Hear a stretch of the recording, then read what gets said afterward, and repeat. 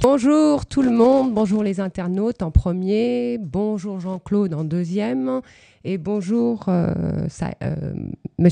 Monsieur Bouhammama Saïd. Bonjour. Et merci d'avoir accepté mon invitation. Voilà, donc vous êtes en direct de radio, de la web TV radio Étoile du Cœur, hein, et donc pour le sujet suivant, qui donc est un thème assez sensible, qui est donc l'islamophobie. L'islamophobie en France, entre critique d'une religion ou racisme à peine voilé, comment se décèle le racisme envers les musulmans. Donc ça, c'est vraiment le thème d'aujourd'hui et on va tourner autour de l'islamophobie en général. Monsieur Boussouma, qui est donc à côté de moi, qui est sociologue et socio-économie. Alors, c'est quoi exactement ce terme-là, docteur en socio-économie? J'ai tout simplement eu la chance de faire des études à une époque où les disciplines n'étaient pas entièrement fermées. C'était encore les restes des années 70, donc de mai 68. Et donc, on conseillait aux sociologues d'aller voir du côté de la philosophie ou de l'économie, aux économistes d'aller voir du côté de la sociologie. D'accord. Et il y avait des formations mixtes. D'accord, voilà. Très bien. Donc, vous allez un petit peu rapidement vous présenter. Vous êtes, je sais, spécialiste de l'immigration en France. Vous luttez aussi avec acharnement contre les discriminations en général. En fait, si je devais me définir, je me définirais d'abord comme étant un chercheur et un militant contre toutes les dominations. Et c'est en réfléchissant et en travaillant et en me mobilisant sur les dominations que j'ai été petit à petit amené à travailler sur l'immigration, bien sûr, c'est évident, mais également sur d'autres catégories dominées aujourd'hui. D'accord, très bien. Vous avez écrit énormément de livres, ça j'ai vraiment pu m'en apercevoir. Donc je vais rapidement... Ah oui, je voulais aussi vous dire, vous êtes chercheur à l'IFAR. Oui. C'est quoi l'IFAR exactement? Alors l'IFAR, c'est Intervention, Formation, Action, Recherche. C'est un organisme qui forme des travailleurs sociaux. Et moi, je m'occupe du département de recherche sur l'ensemble des questions sociales. D'accord. Et vous formez aussi des gens, des personnels des animateurs, des éducateurs, des assistants de services sociaux, voilà. Toutes les professions du secteur social. D'accord, très bien. Donc, il a écrit donc, une sociologie des dominations qui touche les personnes immigrées issues d'immigration postcoloniale en France, une sociologie des jeunesses et de la citoyenneté, une sociologie de l'action-recherche, donc il nous en parlera, ce que c'est exactement. Des livres tels que Vers une nouvelle citoyenneté, Crise de la pensée laïque. Donc là, c'est édité chez La Boîte à Pandore, en 1991. La citoyenneté dans tous ses états, de l'immigration à la nouvelle citoyenneté, donc chez l'Harmattan. Contribution à la mémoire des banlieues, chez Volga, 94. La discrimination dans l'emploi et leur impact, l'exemple roubaisien. J'y suis, j'y vote, la lutte pour les droits politiques aux résidents étrangers, donc en 2001 chez Dagorno, c'est ça. Ensuite, l'affaire du foulard islamique, la construction d'un racisme respectable, chez Édition du Gué Bleu, donc en 2004. Vous avez aussi écrit sur la prostitution, il me semble, les clients de la prostitution, donc une enquête, c'est ça. Édition de la Renaissance, Paris, donc en 2006. Prostitution et mondialisation, chez Épigraphe en 93. Édition Épigraphe 93 en 2007. Et La France, autopsie d'un mythe national. Il y en a encore d'autres, je ne vais pas tous les citer ici, mais c'est important quand même de le noter. Aussi dans la prostitution, trajectoire prostitutionnelle et processus migratoire. Donc je ne vois pas le rapport. Y a-t-il un rapport entre les deux? On va en parler aussi durant l'émission. Voilà, et donc aussi un manuel orthographique des prénoms français d'origine arabe et musulmane avec Abdelrazak Chebira et Saïd Bouhammama. Voilà, et donc on va déjà commencer par la toute première question. Déjà, Jean-Claude, ça va? Jean-Claude, comment tu vas? Oui, ça va très très bien. Ce que j'aimerais simplement, c'est que tu parles bien devant le micro, parce que D'accord. je viens d'avoir quelques réflexions pas très agréables, me disant pourquoi elle tourne la tête de côté. Un micro, c'est fait pour parler dedans. Oui, d'accord. Voilà. Ok. Non, Mais mais tu parce sais, que les je parle conseillères ne sont pas toujours les Je payeurs. sais. Surtout que ce sont des nouveaux micros. C'est vrai. On a de nouveaux micros. Je le remarque. Donc je vais bien. Donc, alors, première question. Saïd Bouhamama. Le terme, on va parler du terme, le terme islamophobie, qui donc est très controversé en France. Peut-être moins à l'étranger, parce qu'aux États-Unis, je pense que surtout en Grande-Bretagne, le terme est usuel, on va dire, mais en France, il y a vraiment un problème. Donc, est-ce que vous pourriez déjà nous donner une petite définition de l'islamophobie? Oui, l'islamophobie, comme si on le décompose simplement, c'est la phobie à l'égard des musulmans, donc la peur à l'égard des musulmans.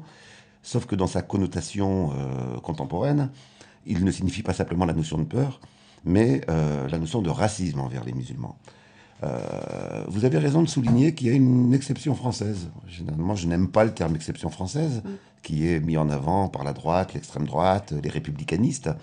Mais là, en l'occurrence, c'est une exception française. C'est-à-dire que si vous allez au Canada, eh bien, il y a des études sur l'islamophobie. On débat sereinement de l'islamophobie avec des gens qui disent que ça existe ou que ça n'existe pas. Ici, le terme même a été considéré comme une invention importée d'Iran. Oui. On nous a mis en avant ce mensonge éhonté, puisqu'on retrouve le terme dans des écrits des années 20 et 30. D'autant plus que le terme en farsi, c'est pas du tout pareil, quoi. On voit pas comment on a pu faire le lien entre islamophobie et le terme en farsi.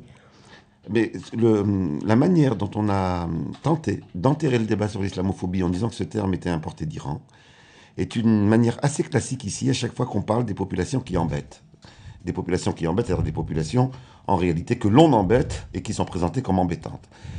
Et sur la question, sur le terme islamophobie, le décrire comme importé d'Iran avait vocation à le rendre inutilisable. Or, on sait très bien que les luttes sociales, l'égalité et l'antiracisme, ça commence aussi par les mots, parce que si on ne peut pas parler d'une réalité telle qu'elle est, on ne peut pas la combattre. Bien sûr. Bien sûr. Mais ce terme-là, comme c'est aussi islamophobia, qui voudrait dire donc peur de l'islam, ne risque-t-il pas de donner la confusion entre la frontière raciale, on va dire, et la critique des religions, de l'anticléricalisme? Non, par l'islamophobie, on ne désigne pas du tout, mais alors pas du tout, les personnes qui, parce qu'ils ont des convictions philosophiques matérialistes ou athées, ont des critiques à faire vis-à-vis de la religion. Il ne s'agit pas de ça. Il s'agit de l'attitude, du comportement, de la posture qui met l'islam en exception, c'est-à-dire qui analyse l'islam comme une religion à part, une religion qui n'aurait pas les mêmes caractéristiques que d'autres, qui n'aurait pas non plus, donc qui ne serait pas à traiter comme les autres. Il y a racisme, parce que je pense que c'est une forme contemporaine du racisme, il y a racisme dès qu'une personne est traitée de manière différente, de manière inférieure, de manière exceptionnelle, sur un critère. Là, le critère, c'est l'islam. L'appartenance à l'islam justifie, avec l'islamophobie, qu'on traite les musulmans autrement que d'autres. D'ailleurs, il me semble qu'il y a un think tank qui a donné cette définition de l'islamophobie, et je pense que c'était entre 2001 et 2004, je crois. Qui est donc en effet de prendre les personnes adeptes de l'islam comme des gens à part, incapables de s'adapter dans un milieu moderne, en fait, occidental, et qui est vu comme absolument pas, tolérant. Et machiste, etc. Enfin, tous les clichés tournent autour de ce critère-là. Dites-moi aussi comment on décèle le racisme envers les musulmans, justement, pour un petit peu faire le lien avec l'islamophobie, entre les personnes qui critiquent une religion et qui critiquent l'islam, comme ils pourraient critiquer le christianisme et le judaïsme, enfin qui détestent les religions, qui sont vraiment anticléricales, et les autres qui, justement, profitent de cette critique de la religion afin de stigmatiser une population particulière qui est justement l'islam. Je vais faire un peu un retour en arrière pour bien qu'on saisisse bien, parce que c'est une question essentielle, celle que vous posez. Je voudrais faire appel à un auteur qui est trop peu lu aujourd'hui, qui s'appelle Frantz Fanon. Oui. Donc, il y a un auteur qui a accompagné les décolonisations. Et Frantz Fanon remarquait que le racisme avait été contraint, au moment des luttes de décolonisation, de changer de forme. C'est-à-dire que le racisme historique que nous connaissions est un racisme biologiste. On classait les gens selon leur corps. On disait, les Arabes ont un cerveau, un cortex moins développé que d'autres, et donc ça justifie qu'on les traite à part, pour des raisons biologiques. On l'a d'ailleurs fait pour les femmes. On disait, les femmes ont un corps qui n'est pas le même que celui de l'homme, ça justifie qu'on les traite de manière inégale. Donc, le racisme historique est un racisme de type biologique.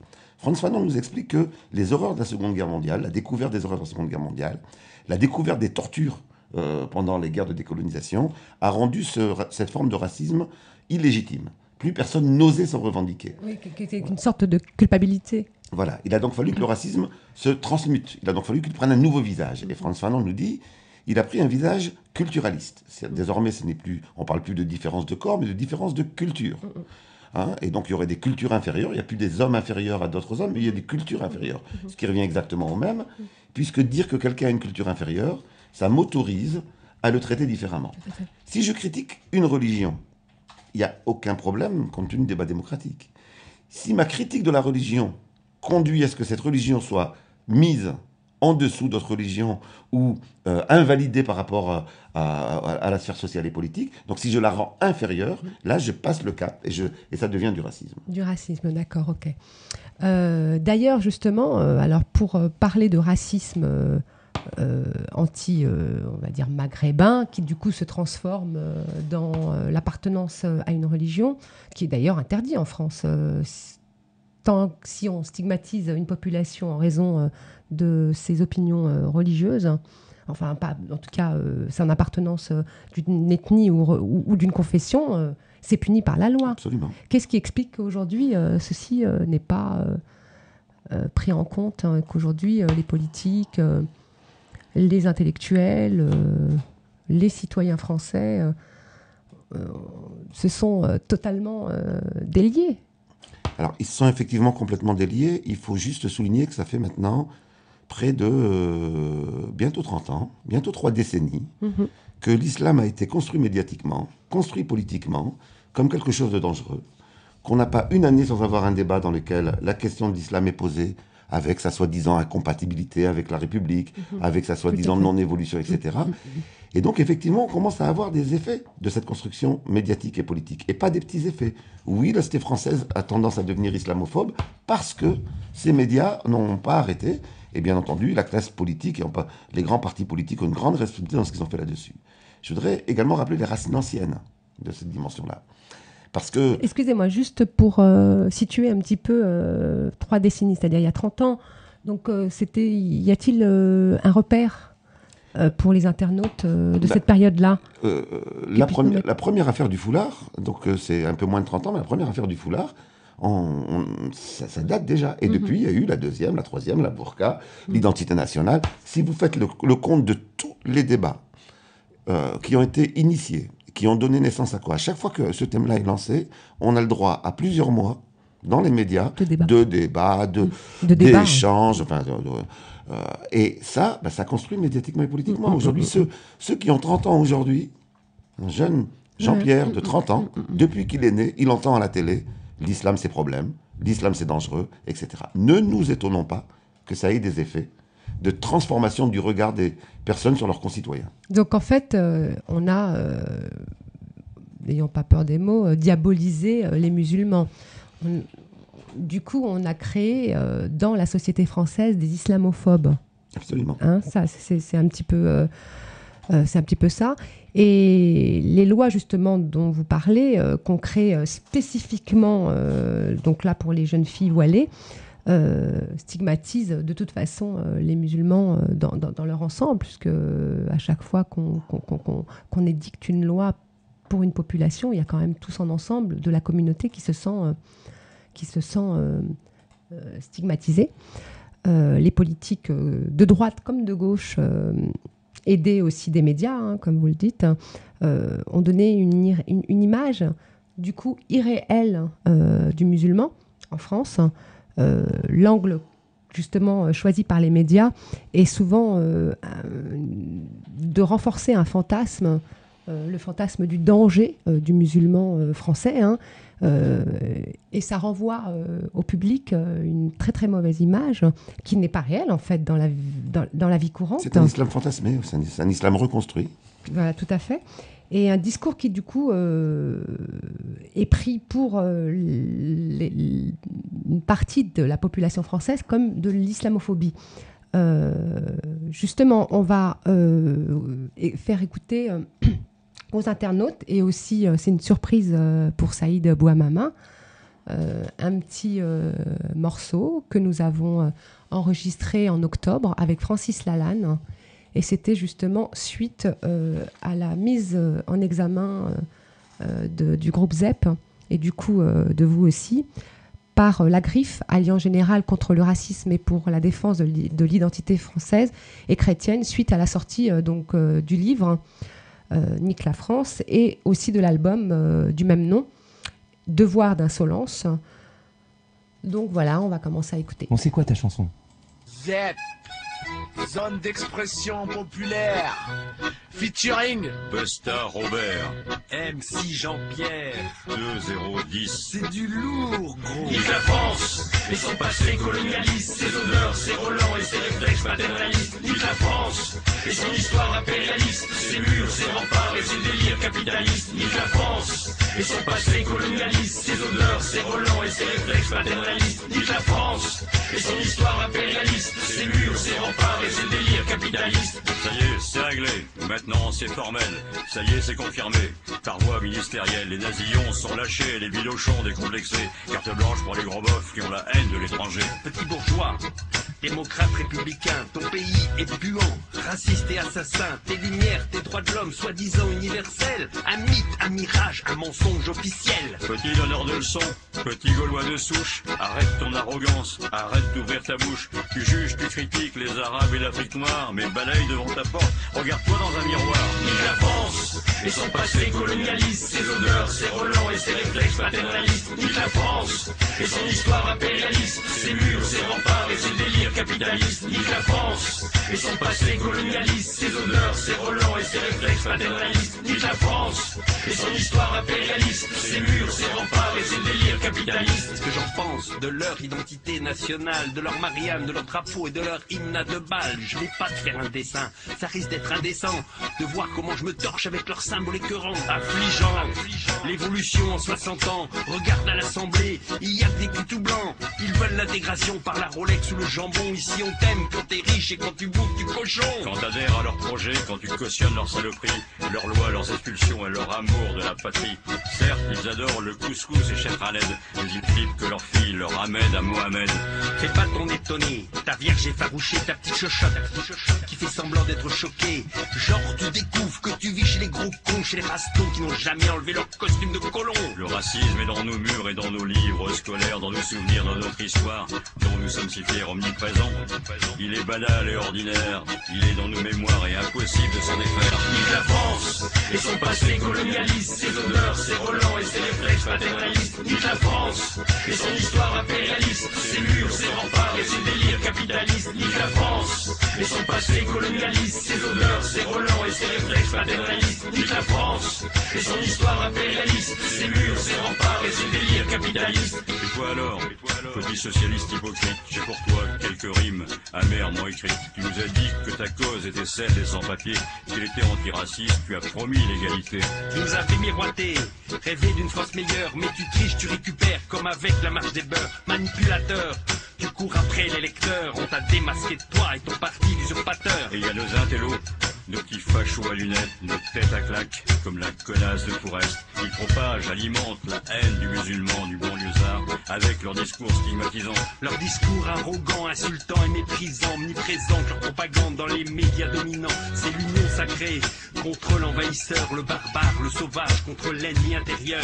Mais on va pas se laisser faire, se laisser bâillonner. On va pas lâcher l'affaire, comme Élie du LKP. C'est mon devoir d'insolence, mon devoir d'irrévérence, mon devoir d'impolitesse, mon devoir de résistance. Vive la France et son passé colonialiste, ses odeurs, ses relents et ses réflexes paternalistes. Vive la France et son histoire impérialiste, ses murs, ses remparts et ses délires capitalistes. Vive la France et son passé colonialiste, ses odeurs, ses relents et ses réflexes paternalistes. Vive la France et son histoire impérialiste, ses murs, ses remparts et ses délires capitalistes. Vive la France et son passé colonialiste, ses odeurs, ses relents et ses réflexes paternalistes. Vive la France et son histoire impérialiste, ses murs, ses remparts et ses délires capitalistes. Vive la France et son passé colonialiste, ses odeurs, ses relents et ses réflexes paternalistes. Vive la France et son histoire impérialiste, ses murs, ses remparts et ses délires capitalistes.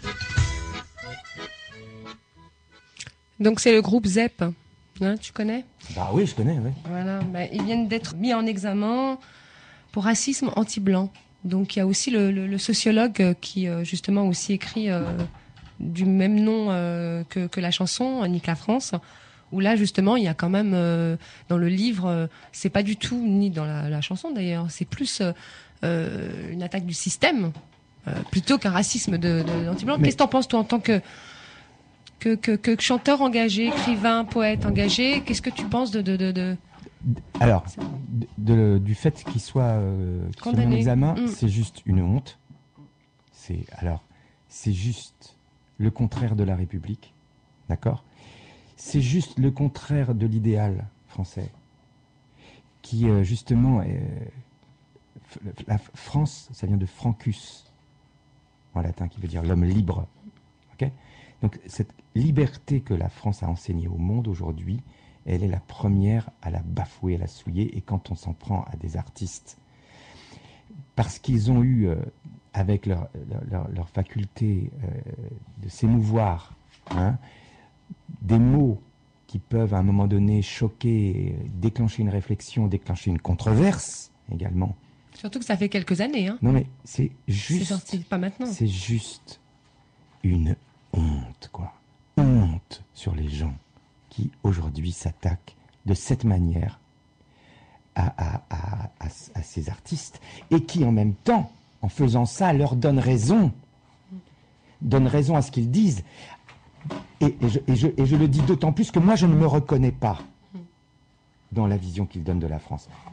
Moi je crois qu'il y a une France réelle qui n'est pas celle qu'ils dénoncent dans cette chanson, et il y a une France qui n'est pas réelle et qui effectivement apparaît dans les discours des hommes politiques, etc., etc., et qui est celle qu'ils dénoncent dans cette chanson. C'est-à-dire qu'aujourd'hui, si tu vis en France, il n'y a pas ça. Il y a ça en minorité, il n'y a pas ça en majorité. Mais quand tu écoutes parler les hommes politiques, voilà, c'est ça qu'ils veulent donner comme image. Les médias. Oui, les médias qui relayent les discours des sociologues, des politiques, machin, etc. Donc moi, je ne me reconnais pas dans la vision qu'ils donnent de la France, parce que pour moi, la France réelle, elle n'est pas comme ça. Elle est tolérante, elle n'est pas raciste, elle accueille, tu vois, tu comprends ce que je veux dire? Oui, regarde, bien sûr, mais je connais autour de moi des Français, ils ne sont pas du tout comme ça. Non, mais attends, il y en a qui sont comme ça, mais c'est pas la majorité. Les deux Français préférés des Français, c'est qui? C'est Zinedine Zidane et le tennisman. Et Yannick Noah. Okay, et Francis Lalanne. Non, moi je suis pas dans la liste des gens proposés. Peu importe. Mais ce que je veux dire, c'est qu'un pays qui est raciste, il prend pas comme Français préféré un Zinedine Zidane ou un Yannick Noah. Regarde, l'équipe de Norvège, il n'y a que des blancs. L'équipe d'Italie, il n'y a que des blancs. L'équipe d'Espagne, il n'y a que des blancs. L'équipe d'Allemagne, il n'y a que des blancs. L'équipe de Suède, il n'y a que des blancs. Tu vois, chez nous, il y a cette France réelle avec les 5 continents qui se réunissent pour former un seul et même pays. Donc, moi, je ne me reconnais pas dans cette image de la France et je ne pense pas que ce groupe, quand il fait cette chanson, il veut dire que la France est comme ça. Il veut dire qu'il y a aujourd'hui, à mon sens, peut-être j'interprète mal leur chanson, qui a une image de la France qui est celle-là et qui est véhiculée de manière justement à essayer de diviser les gens pour mieux régner sur eux. Et en disant ça, ils expriment en tout cas leur vision, ce qui est légitime, pas simplement pour un artiste, mais pour un citoyen. Okay, et dire qu'ils font du racisme anti-blanc, ça veut dire qu'on ne leur accorde même pas la présomption d'innocence. C'est-à-dire qu'on décide que dire qu'à un moment donné, on a une vision du monde et qu'on l'exprime, ben cette vision du monde, elle doit être sanctionnée parce que elle n'est pas relayée par, j'allais dire, l'établissement, la convention, l'institution. C'est la pire des choses qui pouvait arriver à la France aujourd'hui, c'est de donner cette image. C'est-à-dire que, c'est-à-dire quoi? C'est Poutine, Hollande, même combat? C'est ça? Non, on n'est pas. Ouais, non, mais c'est ça l'histoire. Non, mais qu'on nous le dise une fois pour toutes. Qu'il y a que les présidents de la République qui ont le droit de dire, par exemple, on va nettoyer les banlieues au Karcher. Déjà ça, et puis le coup de Copé avec les pains au chocolat, qu'on va Alors, raqueter les pains au Copé, chocolat. Voilà, mais ça va donner raison. Monsieur Copé a juste oublié que le ramadan avait lieu au mois d'août, en pleine période de vacances. Depuis 2 ans. Voilà, depuis 2 ans, et que donc depuis 2 ans, il n'y a pas de ramadan pendant l'école. Mais quel intérêt d'un mec comme Copé qui n'est pas le premier convenu, qui n'est pas le premier, c'est pas le premier idiot venu, je veux dire, il a une vie politique, d'aller balancer des conneries de cet ordre-là. À qui profite le crime, Francis? Le crime profite aux gens qui organisent la vie politique française autour des partis. Ok ? Et quand tu as un parti politique qui fait un certain nombre de votes, d'accord ? Tu fais du clientélisme. Tu t'adresses plus aux Français. Tu t'adresses aux gens qui votent. Comme à la Star Academy. Tu vois, c'est les gens qui votent qui sont intéressants. C'est pas les Français. C'est les gens qui votent. Quand tu identifies qu'il y a des votes qui vont, par exemple, à l'extrême droite, tu vas lécher le cul de l'extrême droite. Voilà, c'est ça les mecs pour qui on vote. Ils s'en foutent complètement de leurs convictions. Ils vont chercher, ils vont braconner des votes par-ci, des votes par-là, et ils sont prêts à tout pour ça, et ils ont peur de rien. Ok ? Donc, il faut bien comprendre comment ça fonctionne, quoi. C'est du clientélisme. On va chercher des votes. Donc, voilà, on va chercher des votes. Voilà. Et si à un moment donné, tu as une frange de la population qui panique et qui veut absolument transférer son angoisse du chômage, son angoisse sur des gens qu'on va désigner en plus comme étant des populations étrangères à la communauté française, alors que ce sont des populations de Français. Tu te rends compte la gravité de ce qui a été créé par le dernier président notamment, et par le glissement vers l'extrême droite qui se fait déjà depuis plusieurs années. C'est-à-dire que avant, quand tu voyais le discours du Front National, c'était un discours d'alerte à l'immigration clandestine, c'est-à-dire l'immigration forcée, des gens qui venaient de l'étranger, qui ne faisaient pas partie de la communauté française. Mais maintenant, ils ont transformé ce discours en désignant au sein de la communauté française des gens comme étant des étrangers alors qu'ils sont français. Et on parle de discrimination positive. Comment une discrimination peut être positive ? On crée dans l'esprit des gens, en France, une population de regardés et une population de regardants. Et on divise les gens, on les dresse les uns contre les autres parce que en divisant les gens, on règne sur eux.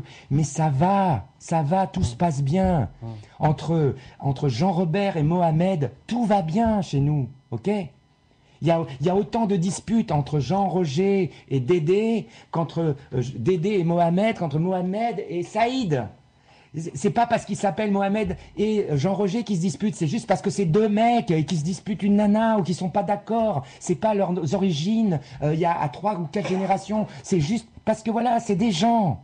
Et les gens, des fois, ils s'entendent et ils s'entendent pas. Et ces gens-là, aujourd'hui, d'en haut, on leur fait descendre une vision de leur vie qui n'est pas réelle. Et du coup, la France réelle, elle s'oppose à une France pas réelle qui aboutit à des sentiments comme ceux qui sont exprimés dans cette chanson. Le mensonge nous a envahis. Souviens-toi de ce que Goebbels disait. Plus le mensonge est gros, et plus ils y croient. Ouais. Et mieux ça passe. Ouais. On y est en plein dedans. Ouais. Ça reste d'actualité. Ouais. Et ceux dont on parle, enfin l'immigré, l'enfant d'immigrés. Il ne faut plus parler. Je pense quand on parle d'intégration. Tant qu'on parlera d'immigrés. Mais c'est fait exprès, c'est ce que je te dis. Ce ne sont pas des enfants d'immigrés, je veux dire. Mais on s'en fout, c'est des Français. Un gars qui s'appelle Mohamed aux États-Unis, qui a son passeport américain, on ne lui demande pas s'il est de la première ou de la deuxième génération. Il faut arrêter. Il faut arrêter ça. Il est tombé dans le piège, Nicolas Sarkozy lui-même, quand on l'a entendu là et qu'il a dit oui, l'enfant d'immigré, il est musulman, subsahérien. Voilà. On touchait qu'une certaine catégorie. Non, il a même dit qu'un tel avait une tête de musulman. Ah, d'apparence, ça c'est encore une autre fois. D'apparence musulmane. Une autre fois. Non, il a dit qu'ils sont musulmans, les enfants d'immigrés, les immigrés. Peu importe, il faut arrêter tout ça. Okay, subsahariens. Il faut arrêter tout ça. L'islam est une des religions de la France, comme la religion catholique et comme la religion juive. Okay, qu'on soit musulman n'empêche pas d'être français. Qu'on soit français n'empêche pas d'être musulman. Nous sommes une communauté qui sait vivre avec ces différences, harmoniser ces différences. On n'a pas besoin qu'on vienne nous dresser les uns contre les autres. Tout va bien. On peut aller boire des canons entre catholiques et musulmans et juifs dans un bar. On peut s'engueuler entre musulmans et catholiques. C'est pas un problème. C'est pas un problème d'être français, d'être d'une religion ou d'une autre. On doit avoir le droit d'exprimer, d'afficher les signes extérieurs de sa religion. Ça suffit. Lâchez-nous la grappe. Laissez-nous tranquilles. Laissez-nous tranquilles. Voilà. Qui nous laisse tranquilles. Qu'on arrête de nous dire comment on doit vivre, comment on doit penser, comment on doit s'habiller, à quel Dieu on doit croire, et comment on doit appeler nos enfants, qu'on nous lâche, et qu'on arrête de voter pour les gens qui nous emmerdent, qui nous empoisonnent la vie, qui nous dressent les uns contre les autres. On n'a pas besoin de tout ça, La vie, elle est suffisamment compliquée, On n'a pas besoin. Il faut se faire confiance, dans les gens, dans leur bon sens. Dans leur capacité à trouver les moyens de s'entendre. Tu vois, j'en peux plus, moi. J'en peux plus de voir tous les jours. Tu vois, la tronche du mec qui soi-disant, doit nous sortir de la merde. Là, ils sont en train de taxer les retraités. Ils vont taxer les retraités. Non, mais ça va pas. Mais pourquoi ?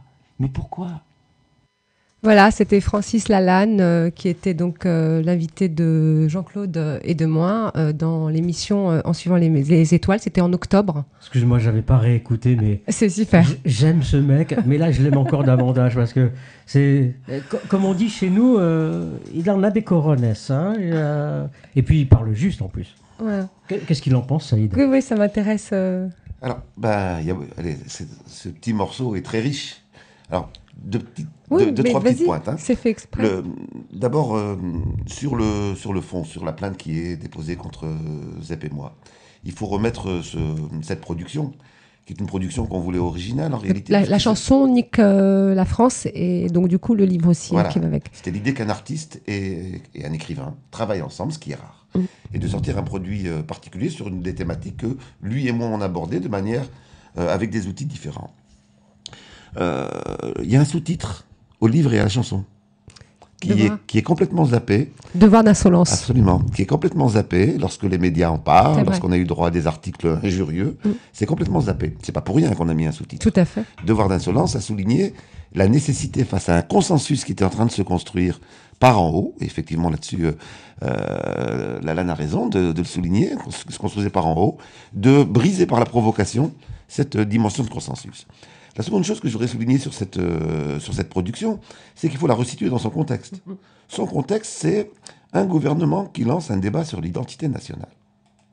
C'est-à-dire qui prétend qu'il va définir l'identité française par en haut.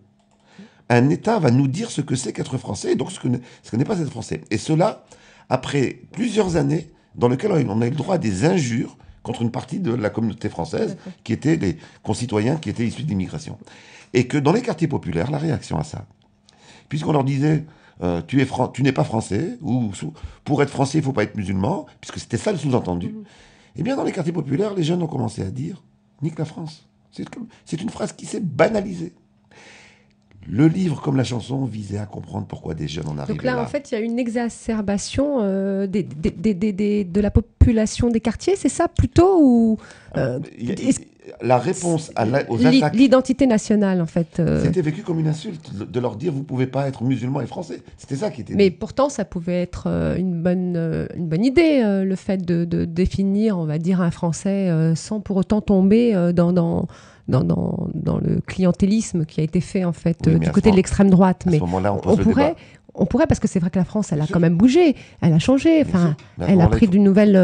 À ce moment-là, il faut poser le débat à un moment serein, Il ne faut pas le poser après des insultes comme racaille. Il ne faut pas le poser avec des politiques publiques qui attaquent toujours les mêmes, etc. C'est-à-dire que là, il y a le moment où le débat était posé signifiait que ce débat, en tout cas, il était perçu et vécu, et les mots qui ont été dits aussi au moment du débat, eh bien, c'était perçu et vécu par une partie des Français, ceux qui étaient issus de l'immigration, comme un déni de leur francité, comme un déni de leur citoyenneté. Mais ce n'était pas non plus aussi à nous de nous mobiliser. Je ne parle pas que de nous, enfants de confession musulmane, mais tout le monde, tous les citoyens, pour justement se mettre en place un vrai débat, quoi.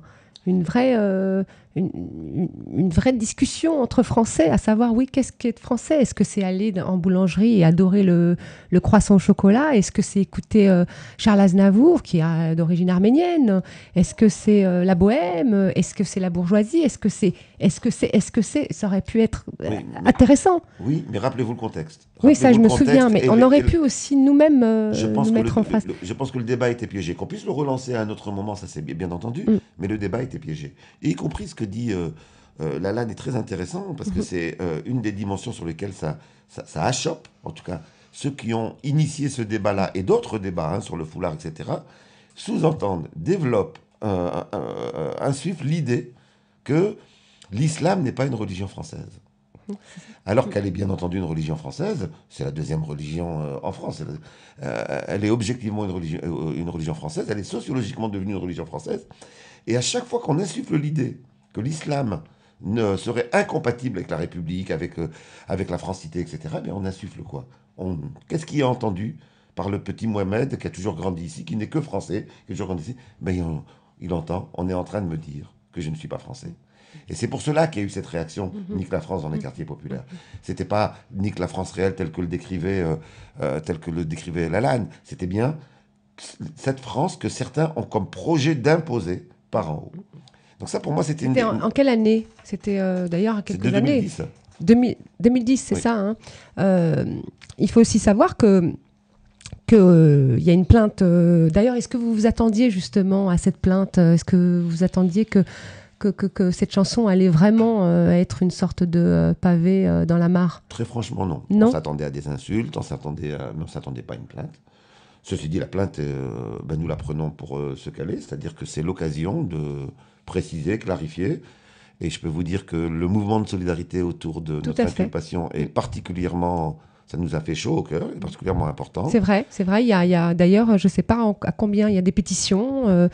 Il y a des sites internet qui ont, en tout cas, de façon sévère, condamné cette mise en examen, en tout cas cette plainte. Il faut rappeler que la Griffe, c'est quand même, on va dire, l'Alliance générale contre le racisme et pour la défense de l'identité française et chrétienne. Donc là, on voit bien quand même que, par opposition à l'islam. Et aussi, surtout, c'est donc mise en examen pour injure publique et provocation à la discrimination et à la haine ou à la violence pour cette chanson. Donc, il faut aussi dire que la plainte a été déposée en octobre, simultanément avec la lancée du livre de Copé, justement à propos du racisme anti-blanc. Ça, je sais pas si c'est pur hasard ou... Non, c'est pas un pur hasard. Je pense qu'aujourd'hui, une partie de la classe politique, et en particulier la droite, mais pas uniquement malheureusement, met en avant une nouvelle couche. On a eu toutes les affaires, mais on a une nouvelle autour de cette théorie du racisme anti-blanc, qui est de mettre sur le même pied d'égalité des discriminations qui sont aujourd'hui étudiées par la recherche, quantifiées, etc. En gros, quand vous vous appelez, je vous ai juste cité une étude du Bureau international du travail, pour ne pas prendre un sociologue engagé, on va prendre un organisme sérieux, Bureau international du travail. Dans leurs enquêtes, ils estiment que 4 employeurs sur 5, à partir du prénom, discriminent. Et donc on met sur le même plan cela et la réaction d'un petit jeune ou d'un moins jeune qui, il peut dire une insulte contre... on compare des choses incomparables. C'est exactement le même processus que ceux qui comparent les violences faites aux femmes aux quelques hommes qui sont victimes de violences, en disant, mais regardez, c'est sur le même plan. C'est vrai. C'est ceux qui comparent sur la situation internationale ce que vivent les Palestiniens et ce que vivent les Israéliens. On les met sur le même plan d'égalité, en oubliant que d'un côté, il y a une armée, d'un côté, il y a un pouvoir, de l'autre côté, il y a des gens qui ont, effectivement, qui peuvent faire des choses négatives, mais qui ne sont pas du tout de même nature. Et donc, on est bien sur la mise en comparaison de deux choses différentes. Le racisme anti-blanc, ça n'existe pas. Ce qui existe, c'est des actes d'intolérance qui peuvent être tenus par des Mohamed ou des Fatima. Mais de là à parler de racisme, c'est-à-dire de dimension nationale, structurelle, institutionnelle, c'est comparer deux réalités complètement différentes. Donc du coup, on ne peut pas comparer en effet le racisme anti-blanc à l'islamophobie. Sauf que par rapport à l'islamophobie, comment pouvoir aussi séparer le racisme vraiment des Arabes ou des Maghrébins et le racisme des personnes appartenant et pratiquant l'islam? En réalité, c'est le même. Comment on peut, parce que c'est pas évident à faire réalité, c'est le même, entendre. Et Francis Lalanne donne l'explication dans son intervention. Ce qu'il y a de nouveau, et donc de dangereux, parce qu'on n'a pas connu ça depuis la Seconde Guerre mondiale, depuis Pétain. Ce qu'il y a de nouveau, c'est que pour la première fois, le racisme ne s'adresse pas à des personnes qui sont en dehors de la communauté nationale.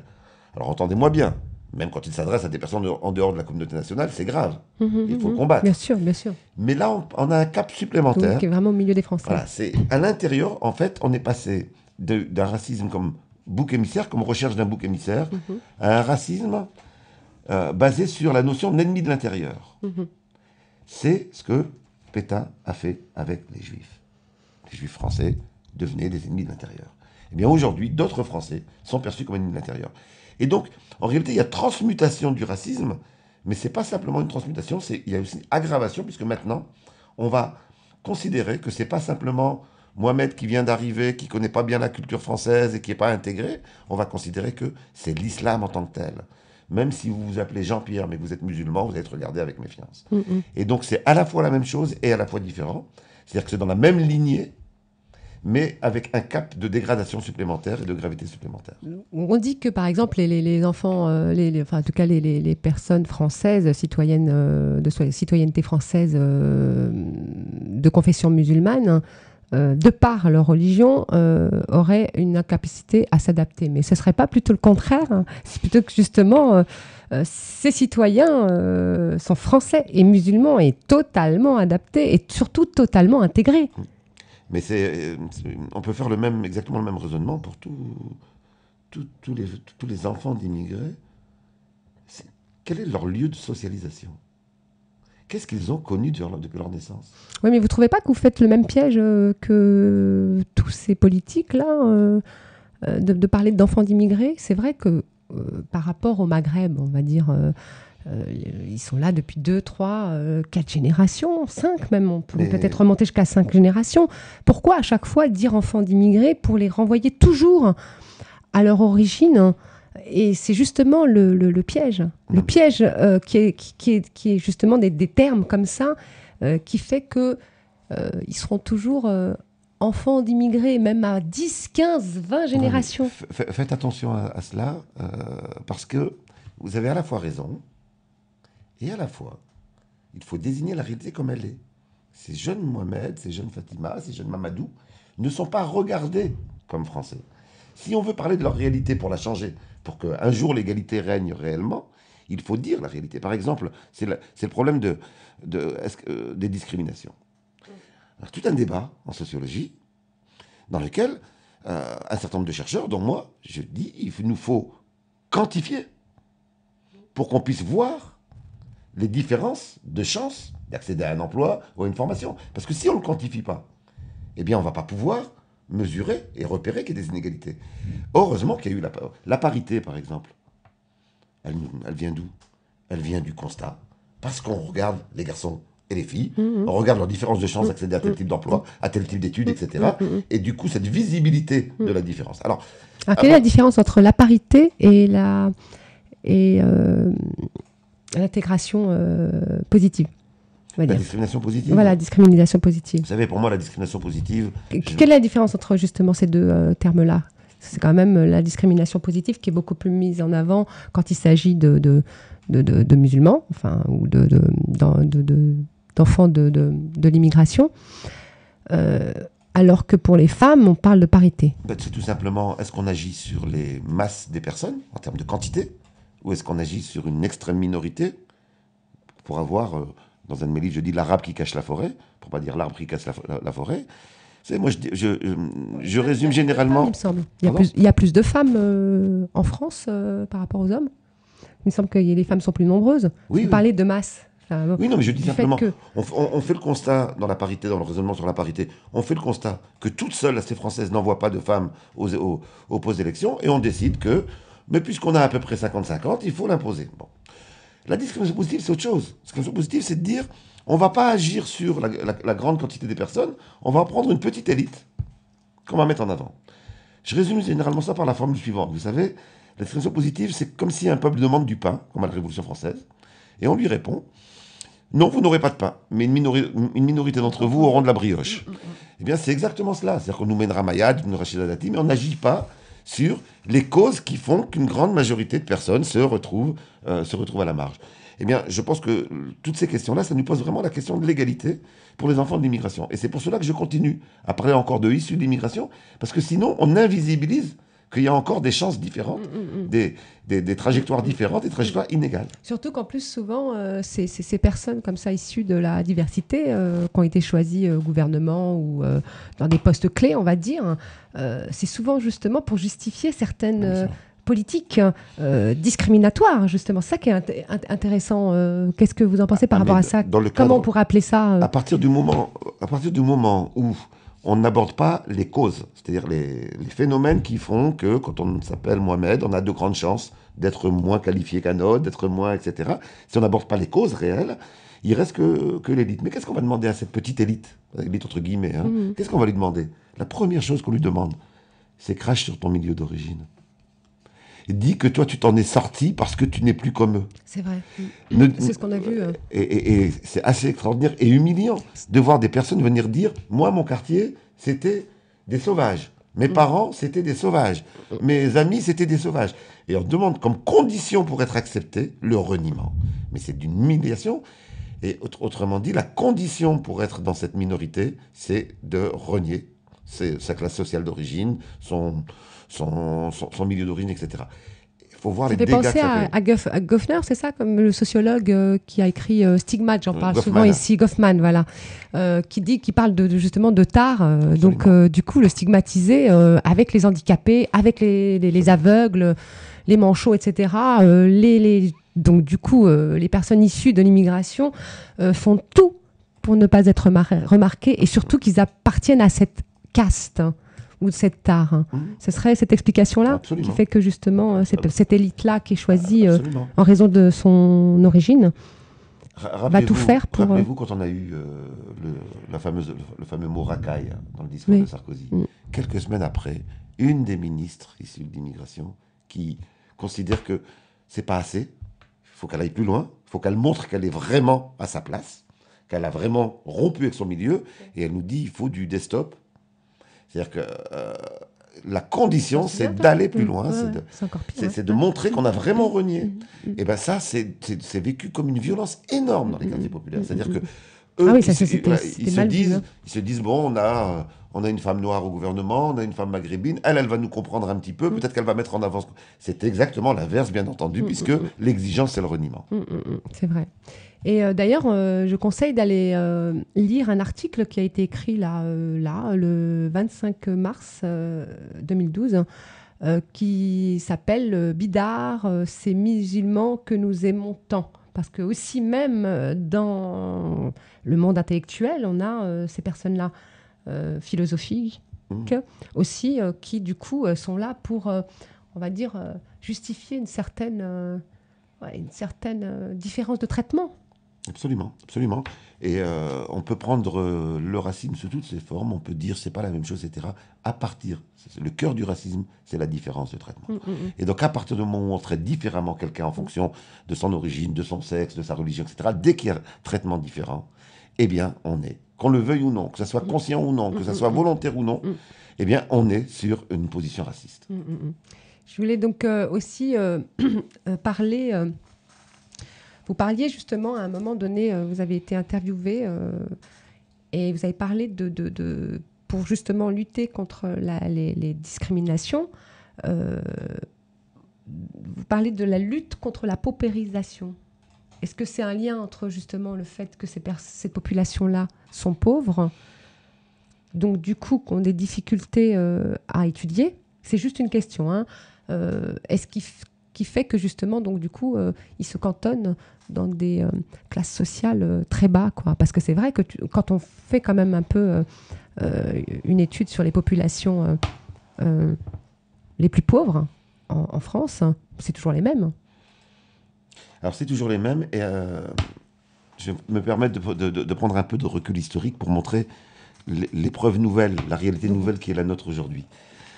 Si on compare aux immigrations antérieures, espagnoles, portugaises, polonaises, etc., ces immigrations ont également souffert. Oui. Elles ont été victimes de xénophobie, et parfois d'ailleurs plus gravement, sur certains aspects, que les populations qui sont d'origine d'Afrique subsaharienne ou du Maghreb. Dû au colonialisme, à cette culpabilité où justement il n'était pas bon de dire, il fallait absolument, quand une personne faisait une connerie, ne pas trop le pauvre...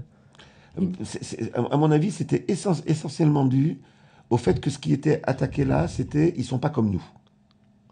Et donc, à partir du moment où il y avait de la vie commune, ben, les choses se transformaient. Ce racisme-là s'est arrêté à la première génération.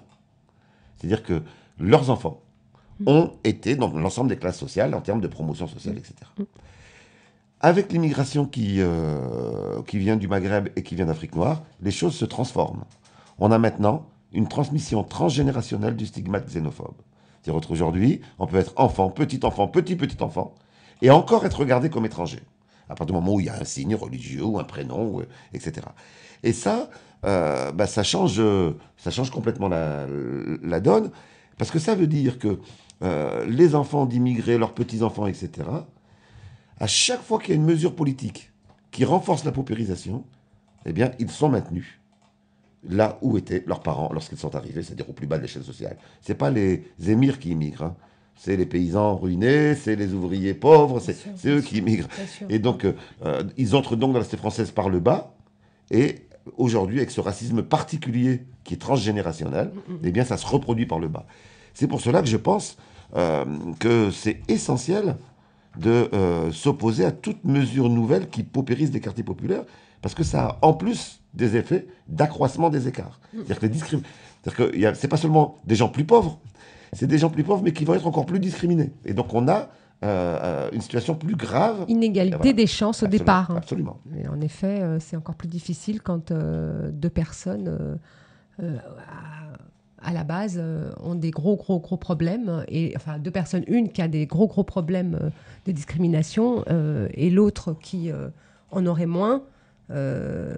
C'est beaucoup plus difficile que le premier, quoi, la première catégorie de personnes. Vous parliez aussi de 4 processus qui ont marqué, vous l'aviez dit tout à l'heure, les 3 dernières décennies. Vous parliez donc d'appauvrissement massif d'une classe sociale, de la précarisation d'une grande partie des travailleurs qui, malgré un emploi, redoutent l'avenir. La discrimination raciste grandissante. Je rappelle, donc, pour rappeler un petit peu ce que vous aviez dit tout à l'heure, 4 employeurs sur 5 font de la discrimination à l'embauche. C'est par... Bureau international du travail. D'accord. Et aussi, donc, le 4e, je crois, le processus d'humiliation dans les quartiers populaires avec des contrôles de police permanents au faciès. C'est une des dimensions qui est essentielle et qu'il faudra réussir à poser aujourd'hui. Il n'y a pas de relais réel, ni au niveau politique ou médiatique pour le poser. La quotidienneté dans les quartiers populaires en termes de contrôle d'identité est vécue par les jeunes comme une véritable humiliation. C'est-à-dire qu'on peut se faire contrôler dans certains quartiers 4-5 fois dans la même journée. Et il faut vraiment s'interroger sur ce que j'appelle la socialisation par le contrôle. Qu'est-ce qu'un jeune de 16 ans qui se fait contrôler 4-5 fois, qu'est-ce qu'il va lui rester? Mais par exemple, dans son rapport aux autorités, dans son rapport à l'État, dans son rapport... on a vraiment ces dimensions-là. Je viens de sortir un livre où en réalité j'ai fait le nègre. C'est-à-dire que j'ai prêté ma plume pour un groupe d'une 30aine de femmes maghrébines, d'Afrique subsaharienne et turques de tout âge sur ce qu'elles avaient à dire sur leur quotidienneté. Donc ça aborde tous les aspects de la vie. En France, enfin, oui, les personnes qui vivent Blanc-Ménil, d'accord. Dans la ville de Blanc-Ménil. Et je peux vous garantir que le chapitre sur la police est un chapitre qui est... elles avaient les larmes aux yeux à chaque fois qu'elles l'exprimaient, et la colère, puisque c'était un chapitre où elles voyaient se dégrader la situation, parce qu'elles voyaient leurs enfants être sans cesse contrôlés, humiliés, et qu'elles comprenaient les réactions de leurs enfants tout en disant... Mais ça va les mener à la catastrophe. Donc, elle disait, mais nos enfants, ils ont de la colère contre la police, mais c'est complètement légitime. Et donc, oui, dans les quartiers, il y a eu ce sentiment d'être traités complètement à part, en particulier par les forces de l'ordre. Je crois qu'il faut absolument ne pas laisser nos jeunes des quartiers populaires seuls face à ça, qui a besoin d'une vaste campagne. Il faut que les policiers, quand ils font un contrôle d'identité, respectent les personnes qu'elles contrôlent. Il faut que le contrôle au faciès soit complètement aboli et qu'on ait des preuves pour le montrer, etc. Bref, là, il y a vraiment quelque chose qui touche à la dignité des personnes. Il y a une association là qui a mis en place un numéro où on peut composer dès qu'il y a une personne qui a été arrêtée et, de façon... irrégulière en fait. Comment ça se passe? Vous êtes au courant pas? Est-ce que ça fonctionne? Est-ce que... Oui, ça fonctionne. Bien entendu, c'est pas un numéro qui suffira à montrer l'ampleur des choses. Donc oui, ça permet d'en parler en tout cas, donc, et de visibiliser un certain nombre de choses. Mais ça, c'est vraiment c'est une toute petite action par rapport à ce qu'il faudrait que l'on puisse faire. On s'aperçoit quand même que le travail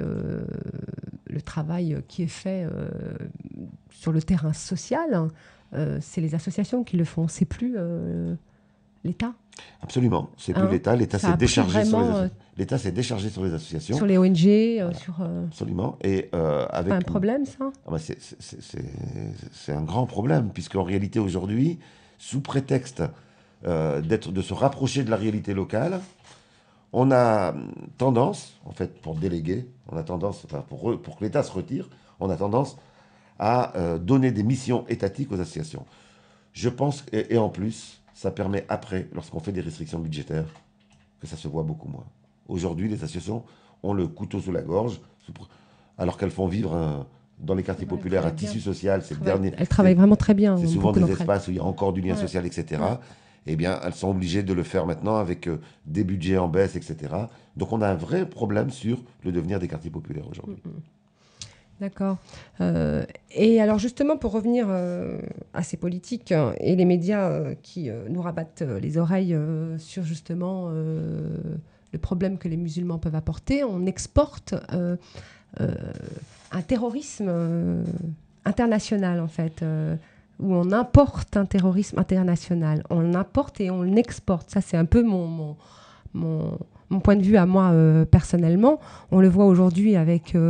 Al-Qaïda qui du coup là dernièrement s'est allié avec ces fameux révolutionnaires en Syrie par exemple, avec aussi la guerre en Libye qui a été quand même le CNT, Conseil national libyen, a été reconnu par la France en tout premier, par Nicolas Sarkozy avec son entre guillemets envoyé spécial, et surtout qui a pris en fait la place du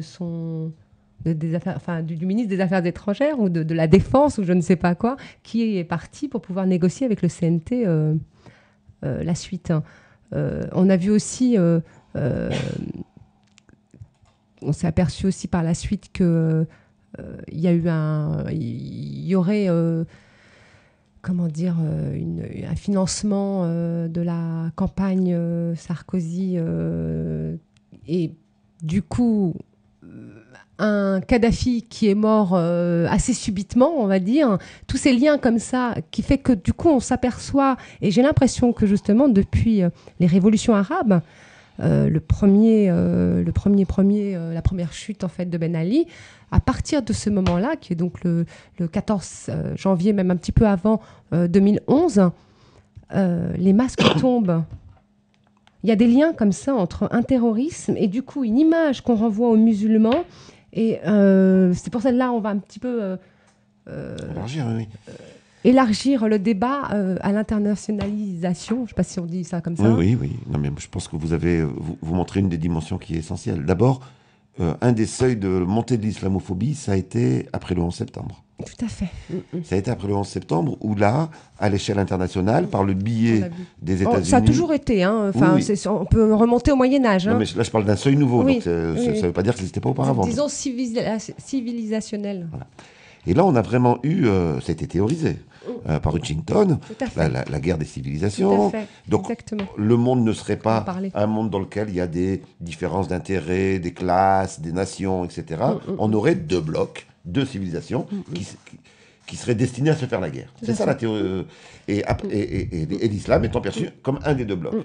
Ça venait à un moment où les États-Unis étaient en grande crise, et le sont encore d'ailleurs, et où ils avaient besoin, après la disparition de l'ennemi rouge, puisqu'il n'y avait plus les pays de l'Est, d'avoir un nouvel ennemi. Et maintenant, on a inventé l'ennemi musulman qu'on a homogénéisé pour que ça soit crédible de dire c'est un ennemi. Oui, tout à fait. Et donc c'est bien ça qui s'est passé. Et la force de Sarkozy, excusez-moi, ce qu'a fait Sarkozy, la nature de ce qu'il a fait, ça a été d'importer cette théorie et de l'acclimater à la France. Mais c'est vrai que lui, en tout cas, on le voit bien dans le discours des ambassadeurs en 2007. On le voit aussi dans le livre blanc. Absolument. On le voit, on l'a vu avec Guéant, avec ce qu'il avait dit sur les civilisations. Absolument. Et en acclimatant... On s'aperçoit qu'en effet, lui, il a adhéré totalement à la thèse, à la théorie fumeuse d'Huntington, de Samuel Huntington. Alors, en acclimatant à la France, regardons la composante de notre plat. C'est comme si nous allions manger un plat. C'est vrai. Nous avons une société qui se paupérise. Tout le monde, quelle que soit leur origine, dans les quartiers populaires, tout le monde se paupérise. Nous avons à côté de cela, dans ceux qui se paupérisent, ceux qui ont des parents ou des grands-parents qui viennent d'ailleurs, qui vivent des discriminations en plus. Nous avons troisièmement un discours sur l'islam qui diabolise l'islam. Mais vous rajoutez quelques charlatans qui, au prétexte de l'islam, vont venir dire « Mais nous, on comprend ce que vous vivez et c'est de la faute des chrétiens, des juifs ou je ne sais pas quoi. » C'est-à-dire que le climat actuel produit, pas parce que le jeune Mohamed ou la jeune Fatima serait faux, mais produit le contexte qui fait émerger, malheureusement, des jeunes désespérés qui sont récupérables par d'autres.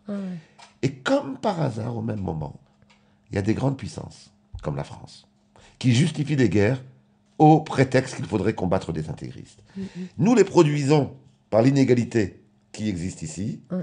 Donc on fait peur aussi avec ça. Il faut quand même dire que beaucoup de djihadistes européens, dont la Belgique, la France, la Grande-Bretagne, je ne sais plus encore, je crois, croates aussi, sont partis en Syrie. Bien sûr, oui. Et donc, combattre le pouvoir en place. Absolument. On a d'un côté un État ici qui a des discours islamophobes. Quand on fait une loi sur le foulard, c'est islamophobe, qui fait monter l'islamophobie.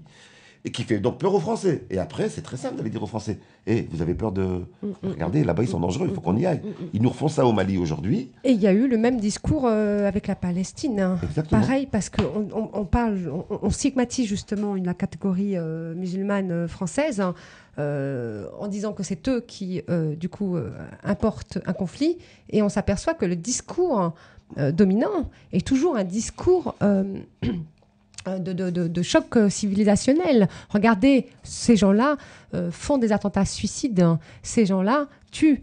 Donc Israël a besoin de se défendre. Donc Israël peut riposter, etc., etc. Je voulais juste rappeler un petit peu Sarkozy lors de son allocution à l'occasion de l'ouverture de la 15e conférence des ambassadeurs le 27 août 2007. Il avait donc dit «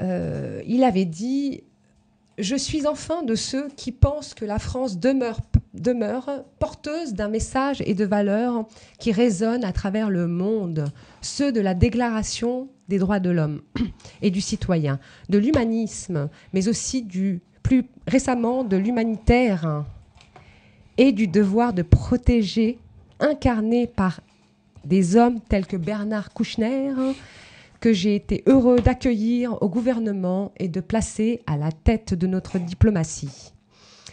Je souhaite aujourd'hui mettre l'accent sur le dossier de l'Europe et de la défense. Bientôt 10 ans après l'accord de Saint-Malo, le moment est venu de lui donner un nouvel élan. Comme la laïcité, il avait voulu dépoussiérer la laïcité. Mais au-delà des instruments, nous avons aussi besoin d'une vision commune des menaces qui pèsent sur nous et des moyens d'y répondre. Il nous faut élaborer ensemble une nouvelle stratégie européenne de sécurité, prolongeant celle adoptée en 2003. Notre livre blanc sur la défense et la sécurité nationale, dont j'ai demandé l'élaboration dans les prochains mois, sera la contribution de la France à ce travail nécessaire. Ces progrès de l'Europe, de la défense, ne s'inscrivent en aucun cas dans une compétition avec l'OTAN. C'est l'Alliance Atlantique Nord. Cette Alliance Atlantique Nord, faut-il rappeler, est la nôtre. Il ne faut pas oublier que nous sommes re-rentrés dans l'OTAN. Opposer l'Union européenne à l'OTAN n'a pas de sens. Alors là, il va lâcher le terme de la menace islamique. On le voit là, nous devons progresser avec pragmatique, avec ambition, sans a priori idéologique, avec pour principal souci la sécurité du monde occidental, parce que les deux mouvements sont complémentaires. Je souhaite que dans les prochains mois, nous avancions de front avec le renforcement de l'Europe et de la défense, et c'est la rénovation de l'OTAN, blablabla. Après, donc, justement, dans ce discours, avoir annoncé les risques d'une confrontation entre l'islam, avec un grand I, civilisation, culture au pluriel, et religion, Nicolas Sarkozy expose donc les 4 crises du Moyen-Orient qui met en danger notre civilisation occidentale. Donc, première crise, parade, le conflit israélo-palestinien. Sa solution, 2 États, ou peut-être devrait-on mieux dire 2 États-nations vivant côte à côte dans la paix et la sécurité, à l'intérieur des frontières sûres et reconnues. Donc, OK. Deuxième crise, le Liban. Depuis des siècles, est cher au cœur des Français. Cette amitié n'est pas dirigée vers un groupe ou un clan. La France est l'amie de tous les Libanais, etc., etc. C'est cette amitié qui a encouragé Bernard Kouchner à convier à celle de Saint-Cloud pour rencontrer à Beyrouth tous les acteurs de la vie politique, le dialogue, etc., etc. Et la troisième crise, la tragédie irakienne, ne peut pas nous laisser indifférents. La France était et demeure hostile à cette guerre, que l'histoire nous ait donné raison, ne nous dispense pas d'en mesurer les conséquences. Une nation qui se défait dans une guerre civile sans merci, un affrontement entre chiites et sunnites qui peut embraser tout le Moyen-Orient, les groupes terroristes qui s'installent durablement, s'aguerrissent avant d'attaquer de nouvelles cibles à travers le monde entier. Il n'y aura de solution que politique. Elle implique la marginalisation des groupes extrémistes et un processus sincère de réconciliation nationale au terme duquel chaque segment de la société, donc là on parle de l'Irak, irakienne. 4e crise au Moyen-Orient, enfin, c'est la 4e, au confluent des 3 autres, donc des 3 crises que je viens de citer, la France maintient avec ses dirigeants un dialogue sans complaisance, c'est l'Iran, avec l'Iran, et justement l'arme nucléaire. Donc on s'aperçoit là qu'il y a vraiment... oui, c'est pensé, quoi. C'est pensé, et là on parle de djihadistes, d'extrémistes musulmans, et on sent bien que là, d'ailleurs il le dit à un moment donné, il parle de gouvernement mondial, c'est indispensable. Et donc, du coup, il dit, sur ce fond d'inquiétude et de désillusion, les Français se demandent ce que la France peut faire face aux principaux défis auxquels le monde est confronté en ce début du XXIe siècle. J'en vois 3. Donc, Sarkozy en voit 3. Premier défi, comment prévenir une confrontation entre l'islam et l'Occident, voulue par des groupes extrémistes tels qu'Al-Qaïda qui rêvent d'instaurer de l'Indonésie au Nigeria, un califat rejetant toute ouverture, toute modernité, toute idée même de diversité. Si ces forces devaient atteindre leur sinistre objectif, nul doute que ce siècle serait pire encore que la précédente, pourtant marquée par un affrontement sans merci entre idéologies. Deuxième défi, comment intégrer dans un nouvel ordre global les géants émergents comme la Chine, l'Inde, le Brésil, moteur de la croissance mondiale, voilà, comment les intégrer dans leur idéologie. Troisième défi, comment faire face aux risques majeurs de l'histoire de l'humanité, comme le réchauffement de la planète, etc. etc. Voilà, on s'aperçoit, c'est vraiment, j'ai un peu mélangé le discours des ambassadeurs avec son discours sur le livre blanc.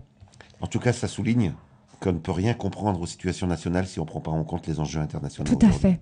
C'est-à-dire qu'on n'a pas une France qui aurait un débat et un développement d'islamophobie, ce serait séparé de ce qui se passe à l'échelle mondiale. Nous sommes dans une période où un certain nombre de grandes puissances se font d'abord une guerre économique et ensuite une guerre militaire pour le repartage du monde. C'est ça la réalité. Et je pense que, et dans ce cadre-là, certains ont besoin de développer effectivement une peur de l'islam pour justifier leurs intérêts économiques. Parce que ce qui est assez extraordinaire quand même, c'est que partout aujourd'hui où vous voyez un projet d'intervention ou une intervention réelle, au prétexte à chaque fois de s'opposer à un intégrisme, eh bien regardez les sous-sols. Regardez les sous-sols. Que ce soit l'Irak, que ce soit la Libye, que ce soit le Mali aujourd'hui. À chaque fois, comme c'est extraordinaire pour remettre une présence française et pour réinstaurer, pour défendre les intérêts.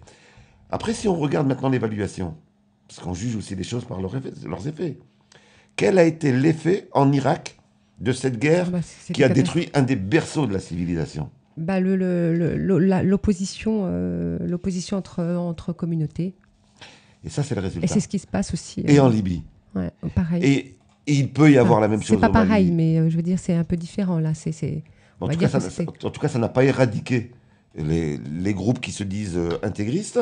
Ça n'a pas clarifié la situation politique et économique. C'est-à-dire qu'on se retrouve avec des États aussi déstabilisés qu'avant. Quand je dis ça, c'est pas pour défendre les anciens gouvernements. Je dis juste, attention, on ne libère pas un peuple par une armée. Là où il y a libération, c'est les peuples eux-mêmes qui peuvent se libérer. Et là-dessus, c'est une des dimensions qui est importante dans ce qui a été appelé la révolution arabe. Moi, je distingue deux types de processus. Je distingue des processus comme celui qui a eu lieu en Tunisie ou en Égypte, où on voyait bien que des dictateurs qui étaient soutenus, d'ailleurs, par la France. C'est pour ça que je vous disais que les masques sont tombés à partir de la Tunisie. Vraiment, on peut vraiment se rendre compte qu'on a vu vraiment, on a gratté un peu derrière et très vite, on a vu que Alliot-Marie, à ce moment-là, avait demandé d'envoyer son savoir-faire, enfin le savoir-faire français qui était de mater les révolutions, là. Absolument. La révolution. Absolument. Eh bien, ces deux processus-là sont une chose. Ils n'ont pas suivi tout de suite, en tout cas. Ils n'ont pas suivi le peuple. Hein. Bien sûr. Et par contre, sur d'autres endroits, d'un seul coup, on est prêt à y aller tout de suite. C'est vrai. La Syrie, par exemple. Sauf que nous savons qu'en Syrie, il y a eu deux choses en même temps en Syrie. Il y a eu une vraie révolte populaire. Tout à fait, ça a commencé en effet partout. Une vraie révolte partout dans le monde arabe. C'est vraiment une révolution. D'ailleurs, on a fait une émission la semaine dernière, et c'était, là, non, il y a, je sais plus, la semaine dernière, sur les révolutions arabes, et on se demandait si c'était pas plutôt une révolution islamique. Ça a commencé par des révolutions de peuple, ça, il n'y a pas de souci, peuple arabe, mais là, on est vraiment au fond d'un processus islamique, là, vraiment d'une réforme islamique, à savoir est-ce que l'État doit être séparé de la religion, est-ce que tout ça, ça n'a pas été pensé, l'État islamique, on ne le connaît pas, il n'y a pas un modèle. Depuis le prophète Mohammed, il n'y a aucun modèle. Et pour compléter la question, c'est très intéressant cette mise en place du puzzle. Je repose la question parce qu'elle me semble primordiale. Qui orchestre tout ça ? Est-ce que vous en avez une idée, Saïd? J'ai un point de vue, bien entendu, j'ai une idée. Je pense qu'il y a des intérêts économiques et géostratégiques énormes. Et qu'aujourd'hui, les multinationales françaises, des États-Unis, etc., sont dans une course, dans des concurrences. Vous savez, quand c'est des sommes aussi importantes, on est capable d'aller ensemble en Irak, mais on va ensemble pour surveiller l'autre, pour vérifier que nous, on a une partie du contrat de reconstruction. Bien, c'est la même chose ailleurs. C'est-à-dire que l'alliance entre les USA et l'Europe, ou les USA et la France, c'est une alliance de coquins. C'est, à certains moments, on est ensemble, à d'autres moments, on va aller tout seul au Mali tout de suite parce que c'est notre précaré. Eh bien, je pense qu'il y a des intérêts économiques énormes. Et je pense que la course aujourd'hui, c'est qui va de nouveau contrôler les richesses pétro-gazières, qui sont des richesses qui restent d'actualité, comme première d'actualité pour tout le siècle, le siècle actuel, et que ces richesses-là, elles avaient, on va dire qu'un certain nombre de gouvernements, des gouvernements nationalistes, donc pas des grands gouvernements révolutionnaires, mais des gouvernements juste qui avaient nationalisé, qui avaient juste dit le pétrole, il peut nous servir aussi un petit peu à nous, etc. Et donc ça, c'est-à-dire qu'il n'y a même pas besoin d'avoir des États qui remettent tout en cause, juste des États qui disent on veut plus que 10% des recettes quand même, on voudrait 20, on voudrait 30. Rien que ça, c'est perçu comme inadmissible. Et donc moi je pense qu'on aura d'autres guerres et qu'il faut qu'on développe la conscience anti-guerre. Il faut qu'on ne découpe pas ce qui se passe ici de ce qui se découpe dans le reste du monde. Elle a perdu vraiment du terrain, la conception pacifique française. On pensait qu'on était quand même un des seuls pays, enfin pas le seul pays, mais en tout cas on avait un esprit pacifique. On s'est aperçu vraiment avec je vais dire on va dire la propagande de l'intervention en Libye. Les Français étaient très divisés. Absolument. Alors, je voudrais juste souligner quand même par quelle procédure ils passent pour en arriver là. Comment ça se fait que ça marche ? Le discours de Sarkozy que vous avez lu, il est très parlant. Il était un peu long, mais j'ai voulu un petit peu en parler. C'est assez extraordinaire important. Et je pense que c'est là-dessus qu'il faut qu'on mène le combat. Depuis 30 ans, je le disais, on essaye de construire un nous et un eux. Oui, tout à fait. Dans le nous, ils essayent de nous faire croire que le nous, donc quand je dis ils, c'est un certain nombre d'hommes politiques, un certain nombre de journalistes qui, à mon avis, ne font pas leur métier. Donc, ils essaient de faire passer l'idée que le nous, il est homogène.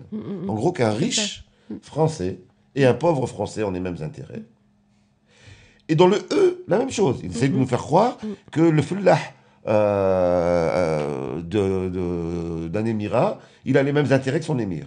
Le fellah le paysan, pardon. Voilà. Le petit paysan, il aurait les mêmes intérêts que son émir. Autrement dit, les clivages sont plus des clivages économiques, c'est plus des clivages sociaux, c'est plus des clivages de conception politique, c'est des clivages de race.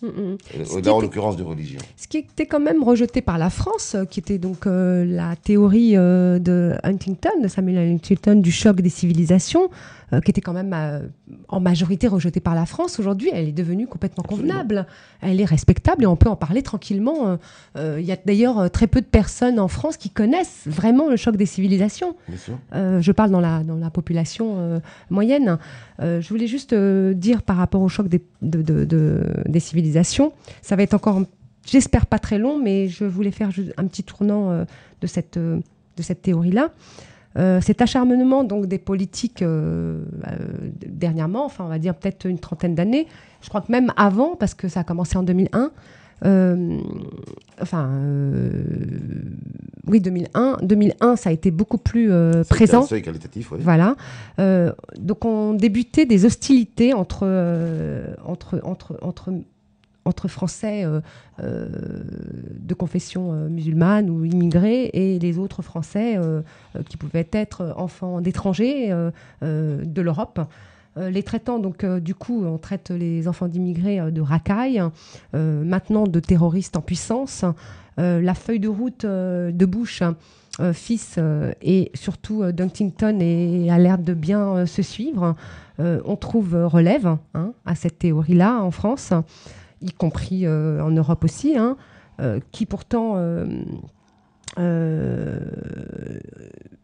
on refusait plus cette thèse. C'était quand même quelque chose pour laquelle on ne parlait pas en débat. Enfin, en tout cas, c'était considéré comme vraiment, voilà, ça tient pas debout. Cette thèse donc du choc des civilisations, elle elle est donc la même finalement qu'une thèse fasciste. Moi, je le dis, ça c'est moi qui en parle, des années 30.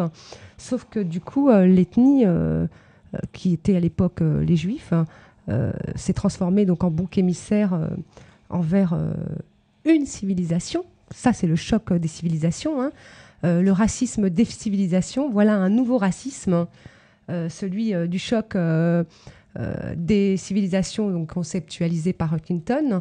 On a vu Claude Guéant qui l'a porté haut et fort, de façon flagrante, en pleine période électorale, pour supporter donc son rôle on va dire, de bouffon, j'ai pas peur de le dire, des USA, pour pratiquer donc justement la pensée de Clinton.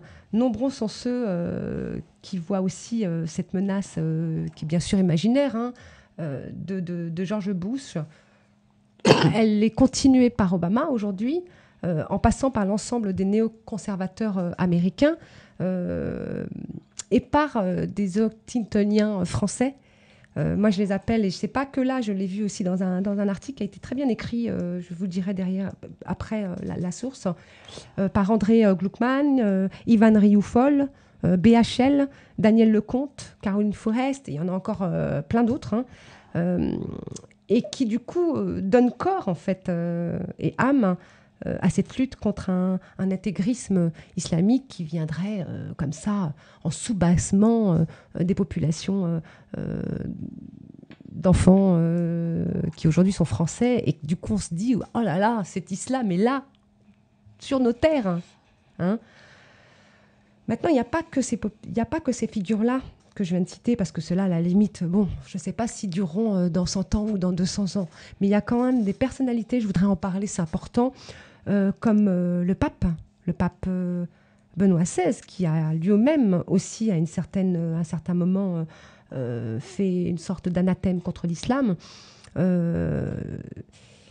qui est donc l'ancien pape catholique. Il a fait controverse justement avec ce flambeau de ce choc des civilisations qu'il nous a donc donné.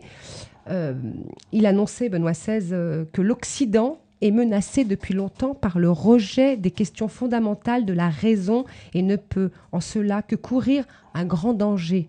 Donc danger, on a le terme danger. C'est bien donc le péril islamique, hein, dont il parlait, hein, à Ratisbonne. Et là, on a vu vraiment une opposition. Bon, il est revenu sur sa déclaration. Il s'est excusé. Je ne sais plus d'ailleurs s'il s'est excusé vraiment, mais en tout cas, il a... Dites-moi, parce que je me souviens... Oui, il a relativisé, il a dit qu'on n'avait pas compris. Voilà, que c'était plutôt sur le terme de la raison. Enfin bon, je ne sais plus. Mais il y en a encore un autre. Et celui-là, je pense que c'est vraiment... vraiment l'orientalisme sur lequel il serait bon aujourd'hui de retourner, et qu'on puisse vraiment, une fois pour toutes, le mettre en débat. Ernest Renan.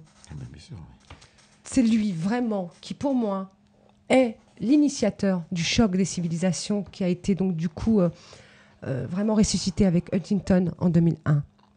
À propos d'Ernest Renan, donc moi, ça me fait vraiment beaucoup sourire, parce que je vous dis ça parce que ça m'est arrivé il y a quelques jours. Une personne m'a envoyé un message vraiment persuadée pouvoir s'enrichir avec moi d'un dialogue, et m'a donné un texte qui a été repris par un philosophe sur Ernest Renan.